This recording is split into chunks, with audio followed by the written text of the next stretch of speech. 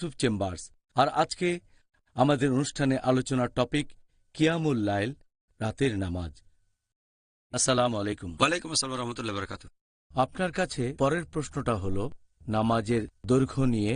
যতক্ষণ ধরে আমাদের এই রাতের নামাজ পড়া উচিত, পবিত্র কোরআন বা কোনো হাদিসে কি এই নামাজের দৈর্ঘ্য নিয়ে কিছু বলা হয়েছে? সময়ের কথা বলা হয়েছে বিভিন্ন হাদিসে, বিভিন্ন রকম হতে পারে। তবে আমাদের নবীর সুন্নত হচ্ছে তিনি লম্বা সময় ধরে নামাজ পড়তেন। এরকম একটা হাদিস আছে সহিহ বুখারীতে, খণ্ড নম্বর 2, বুক অব তাহাজ্জুদ, হাদিস নম্বর 1135। একজন সাহাবা বলেছেন যে এক রাতে নবীর সাথে নামাজ পড়লাম। তিনি সেখানে কিয়ামুল লাইল পড়ছিলেন। তিনি এত লম্বা সময় ধরে পড়লেন যে আমার মাথায় খারাপ চিন্তা আসলো। প্রশ্ন করা হলো, কি খারাপ চিন্তা? যে তিনি সেখানে বসে পড়বেন আর নবী দাঁড়িয়ে থাকবেন, তার মানে অনেক লম্বা সময়। আরও একটা হাদিস আছে সহিহ মুসলিমে, খণ্ড নম্বর 1, বুক অব সালাহ, হাদিস নম্বর 1697। এখানে বলা হয়েছে একবার একজন সাহাবা তিনি নবীর সাথে কিয়ামুল লাইল আদায় করছিলেন। নবী প্রথমে পড়া শুরু করলেন সূরা বাকারা। তারপর সাহাবা বললেন, যখন প্রায় 100 আয়াতের মতো পড়া হয়ে গেছে, তিনি ভাবলেন নবী এখন রুকুতে যাবেন, কিন্তু নবী পড়ে গেলেন। আরো বেশ কিছু আয়াতের পরে তিনি ভাবলেন রুকুতে যাবেন, কিন্তু নবী তখনও পড়ে গেলেন। এরপর তিনি ভাবলেন যে সূরা বাকারা পড়া শেষ হলে নবী তখন রুকুতে যাবেন, কিন্তু সূরা বাকারা শেষ হলেও নবী পড়েই গেলেন। তারপর পড়লেন সূরা নিসা। এই সূরাতেও 176টা আয়াত। এই সূরা শেষ হলে নবী শুরু করলেন সূরা আলে ইমরান। ধীরে ধীরে তিনি পড়ে গেলেন। তার মানে নবী পড়তেন অনেকক্ষণ সময় ধরে। চিন্তা করেন, সূরা বাকারা, সূরা নিসা, সূরা আলে ইমরান, তার মানে এখানে সব মিলিয়ে প্রায় 5 পারা হবে। চিন্তা করেন, মাত্র এক রাকাতে নবী এত লম্বা সময় পড়তেন। তবে নির্দিষ্ট কোনো সময় নেই, ইচ্ছে মতো আপনি লম্বা বা ছোট করে নিতে পারেন সময়টা। তবে আমাদের নবী পড়তেন লম্বা সময়। এছাড়া আরো একটা সহিহ হাদিস আছে সুনান আবু দাউদে, খণ্ড নম্বর 1, বুক অব সালাহ, হাদিস নম্বর 873।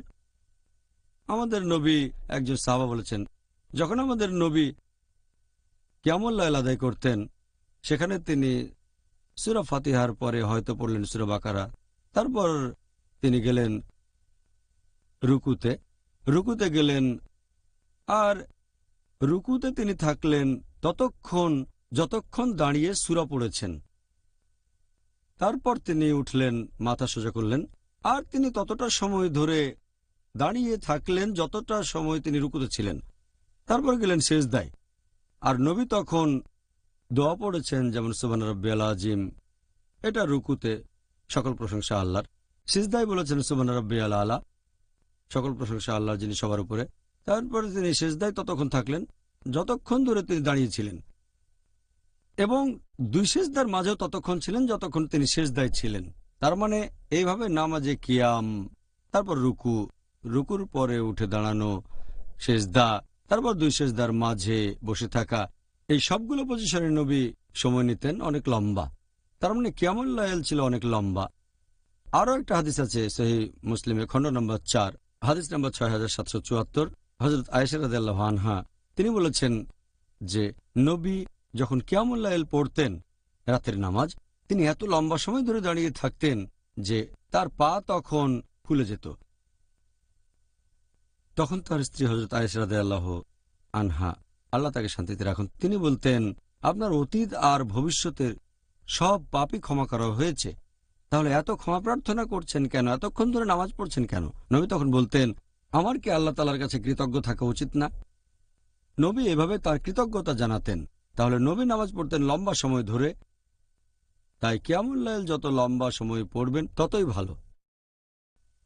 তাহলে আল্লাহ তাআলা যেন আমাদের সেই সামর্থ্য দেন যাতে করে আমরা আমাদের নবী মুহাম্মদ সাল্লাল্লাহু আলাইহি সাল্লামের মতো করে পড়তে পারি। আলহামদুলিল্লাহ। ডক্টর জাকির, পবিত্র কোরআন আর হাদিস অনুযায়ী কোনটা ভালো, এই রাতের নামাজ বা কিয়ামুল লাইল একা একা পড়া নাকি জামাতের সাথে পড়া? কিছু হাদিস এ ব্যাপারে বলছে যে কিয়ামুল লাইল পড়া যেতে পারে একা একা অথবা কোনো জামাতে, দুটোর অনুমতি আছে। আর আমি যে রেফারেন্স দিয়েছি বেশিরভাগ ক্ষেত্রে নবী সাথে পড়েন। আরও রেফারেন্স দিয়েছি যে সাহাবীগণ নবীর সাথে নামাজ আদায় করতেন। তবে যদি বলেন যে কোনটা বেশি ভালো, এ ব্যাপারে সহিহ বুখারীর বেশ কিছু হাদিস বলছে যদি জামাতে নামাজ পড়েন তাহলে আপনি 27 গুণ বেশি সওয়াব পাবেন। এরপর দুটো হাদিসের কথা আমি জানি। আর এছাড়াও যদি রমজান মাসের কিয়ামুল লাইলের কথা বলা হয়, একটা হাদিস আছে সহিহ বুখারীতে, খণ্ড নম্বর 3, বুক অব তারাবি, হাদিস নাম্বার 2012। একবার আমাদের নবী তিনি মসজিদে গেলেন, সেখানে দেখলেন যে মানুষজন জামাতে নামাজ আদায় করছে। তখন নবী তাদের সাথে কিয়ামুল লাইল আদায় করলেন, আর অনেক লোক তার সাথে নামাজ আদায় করল। পরের দিন খবরটা ছড়িয়ে গেল, আর পরের রাতে পুরো মসজিদ লোকজনে ভরে গেল। তৃতীয় রাতেও যখন নবী কিয়ামুল লাইল আদায় করতে আসলেন, মসজিদে সেদিনও অনেক মানুষজন আসলো, জামাতে অনেক লোক আসলো। চতুর্থ রাতে আবারও মসজিদে অনেক লোকজন। তবে নবী জানতেন লোকজন তার সাথে কিয়ামুল লাইল পড়তে এসেছে, তিনি ইচ্ছে করে মসজিদে গেলেন না। তারপর ফজরের সময়, ফজরের নামাজের ওয়াক্তে যখন নামাজ পড়া শেষ হলো, নবী বললেন, এমন না যে ব্যাপারটা আমি জানতাম না যে লোকজন আমার জন্য অপেক্ষা করছে, তারা কিয়ামুল লাইল পড়বে, তবে আমি এটা তোমাদের জন্য আবশ্যক করে দিতে চাই না। আমি চাই না লোকজন ভাবুক যে কিয়ামুল লাইল বাধ্যতামূলক, যাতে তোমাদের জন্য কঠিন না হয়। তাই নবী ইচ্ছে করে যাননি, যাতে লোকজন জানতে পারে কিয়ামুল লাইল পড়া এটা ফরজ নামাজ না। তিনি সবার জন্য কঠিন করতে চাননি। তবে হাদিস থেকে আমরা জানতে পারি জামাতে নামাজ পড়াটা বেশি ভালো। আরও একটা হাদিস আছে সুনান আবু দাউদে, খণ্ড নম্বর 1, বুক অফ সালাহ, হাদিস নম্বর 1370। একবার নবী কিয়ামুল লাইল পড়ছিলেন। নামাজ শেষ হলে যখন তিনি উঠতে যাচ্ছেন, লোকজন বলল, আরো বেশিক্ষণ পড়লেন না কেন? নবী তখন বললেন, যদি কোনো লোক ইমামের সাথে নামাজ শেষ করে, যদি নামাজ পড়ে ইমামের সাথে যতক্ষণ ইমাম নামাজ পড়ে, তাহলে সেটা হবে সারা রাত ধরে নামাজ পড়ার সমান। তাহলে এই দুটো হাদিস থেকে আমরা জানতে পারি যে জামাতে কিয়ামুল লাইল আদায় করাটা একা একা নামাজ পড়ার চেয়ে বেশি ভালো, হোক সেটা রমজান মাসে বা অন্য কোনো মাসে। আচ্ছা, ধন্যবাদ ডক্টর। এবারের প্রশ্নটা এই ব্যাপারটার সাথে প্রাসঙ্গিক। আমার রিসার্চ অনুযায়ী এখানে ব্যাপারটা হলো যে অনেক মুসলিম তারা মনে করে এটা বিদা, যে কিয়ামুল লাইল অর্থাৎ রাতের নামাজ জামাতে আদায় করাটা বিদা। তারা বলে যে এই নিয়মটা চালু হয়েছে হযরত উমর রাদিয়াল্লাহু আনহু এর সময়। আপনি কি এ ব্যাপারে কিছু বলবেন? অনেক মানুষেরই ভুল ধারণা আছে যে হযরত উমর রাদিয়াল্লাহু আনহু তিনি এই রমজান মাসের কিয়ামুল লাইল আদায় জামাতে করার প্রচলন করেন। এটা একটা ভুল ধারণা।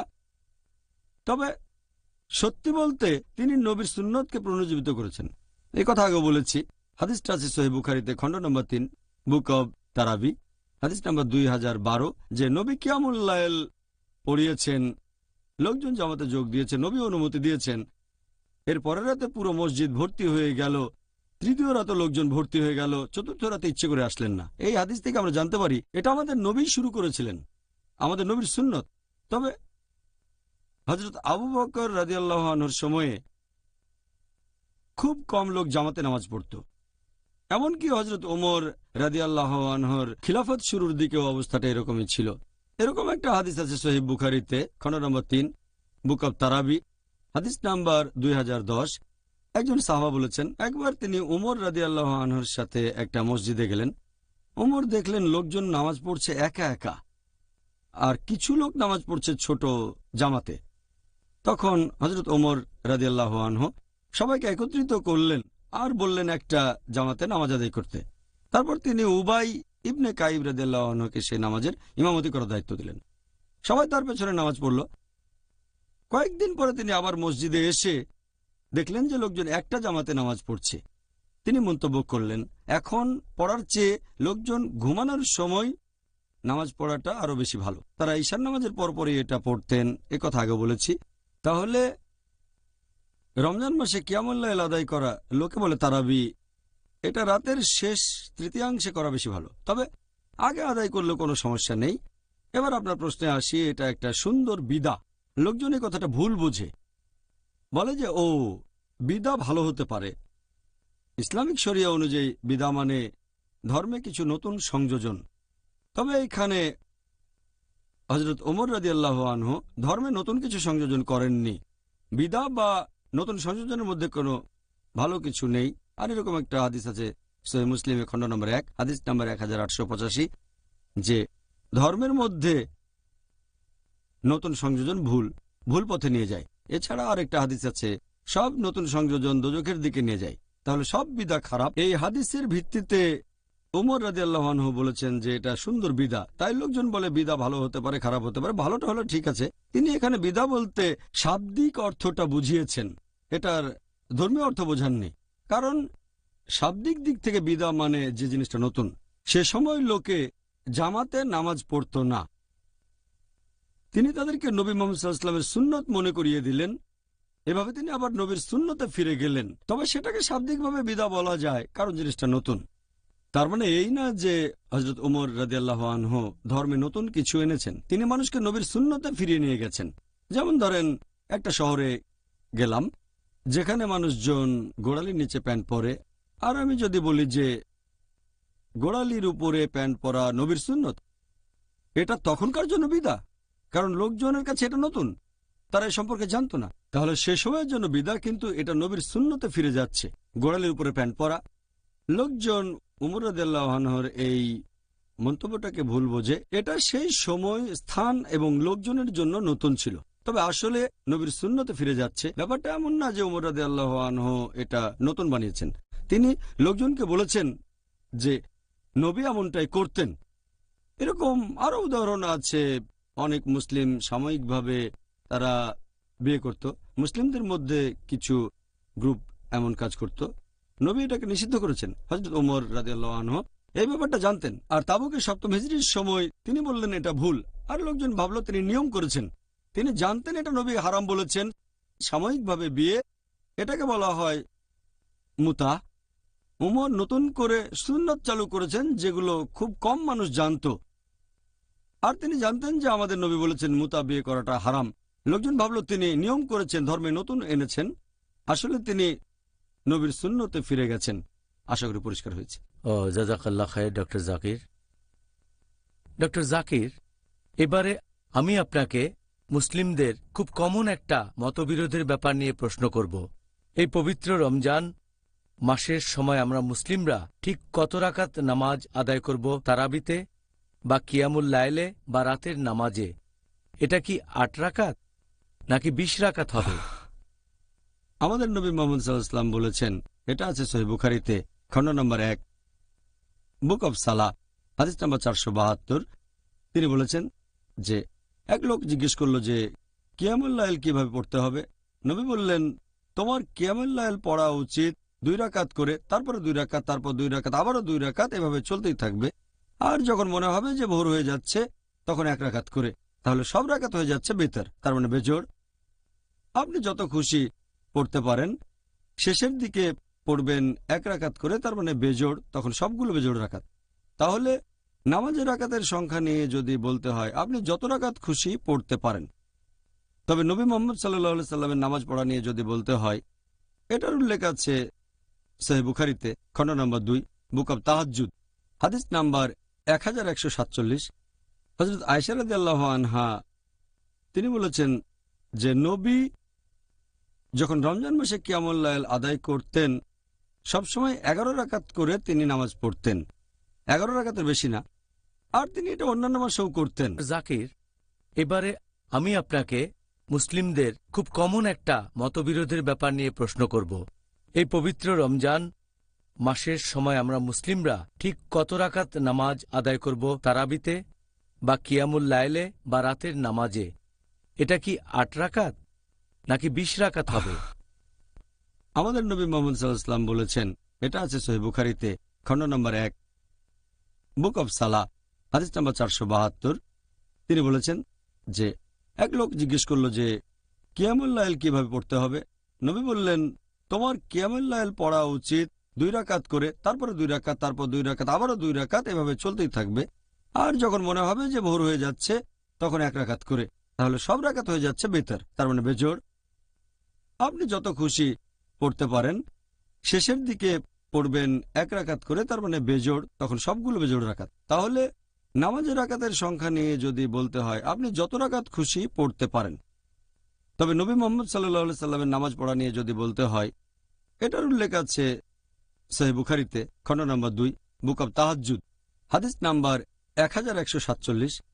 হযরত আয়েশা রাদিয়াল্লাহু আনহা তিনি বলেছেন যে নবী যখন রমজান মাসে কিয়ামুল লাইল আদায় করতেন, সবসময় 11 রাকাত করে তিনি নামাজ পড়তেন, 11 রাকাতের বেশি না। আর তিনি এটা অন্যান্য মাসেও করতেন। তার মানে 8 রাকাত হচ্ছে কিয়ামুল লাইল, তারপর 3 রাকাত হচ্ছে বেতর। এভাবে 8 যোগ 3 সমান 11 রাকাত। এছাড়াও আরো অনেক হাদিস এরকম কথা বলছে। আমরা যেসব হাদিস দেখতে পাই, আমাদের নবী সাল্লাল্লাহু আলাইহি ওয়াসাল্লাম, হোক সেটা সহিহ বুখারী, সহিহ মুসলিম, সবগুলোই বলছে নবী পড়তেন 8 রাকাত বা 11 রাকাত, মানে 8 যোগ 3। এরপরে এই একই হাদিস সহিহ বুখারী খণ্ড 2, বুক অব তাহাজ্জুদ, হাদিস নাম্বার 1147, হযরত আয়েশা রাদিয়াল্লাহু আনহা তিনি বলেছেন যে নবী রমজান মাসে 11 রাকাত করে পড়তেন, আর অন্যান্য মাসেও। তিনি বলেছেন নবী পড়তেন 4 রাকাত করে। আমি এই রাকাতগুলোর দৈর্ঘ্য আর সৌন্দর্যের বর্ণনা দিতে পারবো না। তারপর আবারও পড়তেন 4 রাকাত। এটার দৈর্ঘ্য আর সৌন্দর্যের বর্ণনা দিতে আমি পারবো না। এরপর পড়তেন 3 রাকাত, তার মানে 8 যোগ 3। তবে যদি দেখেন বিভিন্ন প্র্যাকটিস সালাফি সালেহিনের পরবর্তী প্রজন্ম, তার মানে সাহাবীগণ, তাবেঈন, তাবেঈন, রেকর্ড ঘাটলে দেখতে পাবেন তারা পড়তেন 11 রাকাত, কেউ 13 রাকাত, কেউ 19 রাকাত, কেউ 23 রাকাত, কেউ 36 রাকাত, কেউ আবার 39 রাকাত পড়তেন। আর আপনি যদি পড়েন মুসান্নাফ ইবনে শাইবা, খণ্ড নম্বর 2, পৃষ্ঠা নম্বর 165 ও 166, বলা হয়েছে যে তাবাইনগণ যখন রমজান মাসে কিয়ামুল লাইল পড়তেন, যেটাকে বলা হয় তারাবি, তারা পড়তেন 20 রাকাত। কোন কোন জায়গায় আছে তারা পড়তেন 36 রাকাত। এখন এই নামাজের রাকাতের কথা যদি বলতে হয়, নবী বলেছেন তোমরা 2 রাকাত 2 রাকাত করে যত খুশি নামাজ পড়তে পারো, তারপর পড়বে 1 রাকাত। আর আমি আগেও বলেছি সহিহ বুখারী হাদিস নাম্বার 472, খণ্ড নম্বর 1, আপনি যত রাকাত খুশি নামাজ পড়তে পারেন, প্রথমে 2 রাকাত, পরের 1 রাকাত। তবে আপনি যদি নবীর সুন্নত মেনে চলতে চান, নবী সবসময় পড়তেন 8 রাকাত যোগ 3। তাহলে কত রাকাতের অনুমতি আছে? আপনি যত খুশি পড়তে পারেন, 8, 10, 20, 36, সমস্যা নেই। তারপরে পড়বেন 3 রাকাত বেতর। আর আমাদের নবী পড়তেন 8 যোগ 3, 11। তবে আপনি যত রাকাত খুশি নামাজ পড়তে পারেন। হ্যাঁ, আপনি আমাদের বলেছেন যে কিয়ামুল লাইলে আমরা মুসলিমরা যত রাকাত ইচ্ছা নামাজ আদায় করতে পারি, তবে নবীর সুন্নত 8 রাকাত। আপনি সেরকমই বলেছেন। হ্যাঁ, নবী পড়তেন 8 রাকাত, আলহামদুলিল্লাহ। তবে অনুমতি দিয়েছেন আপনি যত রাকাত খুশি পড়তে পারেন। হ্যাঁ, ঠিক বলেছেন। তবে যত খুশি পড়তে পারেন, সুন্নত 8 রাকাত। যাই হোক, এখন ধরেন একজন লোক বা বেশ কয়েকজন লোক 1 ঘন্টায় 8 রাকাত নামাজ পড়ল, আর অন্যদিকে আরো কয়েকজন তারা 1.5 ঘন্টায় 20 রাকাত নামাজ আদায় করল। এই দুইটার মধ্যে আপনি কোনটাকে বেশি ভালো বলবেন? আপনার এই প্রশ্নটার দুটো অংশ আছে। একটা হচ্ছে রাকাতের সংখ্যা, অন্যটা দৈর্ঘ্য। আমি আগের প্রশ্নের উত্তরে বলেছিলাম দৈর্ঘ্য যত লম্বা হবে ততই ভালো। নবী এটা বলেছেন। আর যত রাকাত খুশি পড়েন, নবী পড়তেন 8 রাকাত। এখন 1 ঘন্টায় 8 রাকাত পড়া ভালো নাকি 1.5 ঘন্টায় 20 রাকাত নামাজ পড়া ভালো? এই প্রশ্নের উত্তর দেওয়ার আগে একটা কথা বলি। যদি কোনো মানুষ সে নামাজ আদায় করল কোনো মসজিদে যেখানে জামাতে 8 রাকাত পড়ানো হয়, সে তখন অতিরিক্ত 12 রাকাত পড়ে সেটাকে 20 রাকাত করবে না, যদিও তার মনে হয় 20 রাকাতই বেশি ভালো। অথবা যদি কেউ আদায় করতে থাকে তারাবি, মানে কিয়ামুল লাইল রমজান মাসে, তো নামাজ পড়ছে কোনো মসজিদে যেখানে 20 রাকাত পড়ানো হয় জামাতে, সে 8 রাকাত পড়ে বেরিয়ে যাবে না সেখান থেকে। কারণ নবী বলেছেন যদি কেউ ইমামের সাথে নামাজ শুরু করে শেষ করে ইমামের সাথে, তাহলে ধরে নেওয়া হবে সে নামাজ পড়েছে সারা রাত। তাই আমাদের ধৈর্যশীল হতে হবে। আমি এ ব্যাপারে একমত, নবী সব ধরনের অনুমতি দিয়েছেন। যদি কেউ 20 রাকাত পড়তে চায় আর মসজিদে যদি 8 রাকাত পড়ানো হয় জামাতে, তাহলে জামাতে 8 রাকাত নামাজ পড়ে বাসায় চলে যান, তারপরে বাকি 12 রাকাত নামাজ পড়বেন। এবারে আপনার প্রশ্নের উত্তরে বলি, কোনটা বেশি ভালো, 1 ঘন্টায় 8 রাকাত নাকি 1.5 ঘন্টায় 20 রাকাত নামাজ?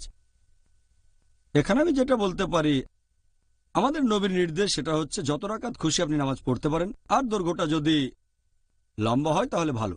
নবী লম্বা সময় ধরে পড়তেন আর 8 রাকাত করে। যদি আমাকে জিজ্ঞেস করেন যে কোনটা ভালো, দুটোরই অনুমতি আছে, তবে এটা করলে বেশি ভালো হবে।